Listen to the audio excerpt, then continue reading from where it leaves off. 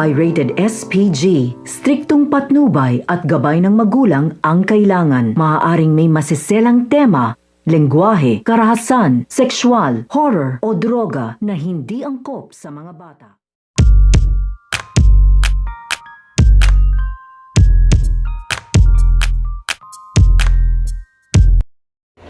Ang panaginip at ang bangungot dito nga ni Caldo Dalisay dahil habang papunta nga sila dito nga sa paliparan kung saan nga sila nakikipagkita dito nga kay Lily, kay Renato at dito nga kay Arturo ay makakaramdam nga dito ng antok ito nga si Caldo Dalisay. Kaya padandalian nga itong naiiglip dito nga sa biyahe papunta nga sila dito nga sa paliparan at sa kanyang pagtulog ay dito na nga mananaginip ito nga si Caldo nang hindi nga niya dito inaasahan na masamang panaginip nga dito ang kanyang mapapanaginipan dahil mapupuruhan nga siya dito sa kanyang panaginip at yun nga ang magiging dahilan ng kanyang pagbaksak at ang pagtagumpay nga dito nito nga ni Renato, ni Lily at ito nga ni Arturo sa kanilang mga plano dahil nahulog nga daw sila dito nga daw sa bitag ito nga daw ni Lily dahil kakampi nga daw dito nito nga daw ni Lily at mga tauhan nga daw dito ito nga daw mga media na nakapaikot nga daw sa kanila. Kaya nga ito nga si Caldo ay yun nga ang naging dahilan ng kanyang pagbaksak dahil nang halin ay hindi nga niya dito inaakala na ito nga mga media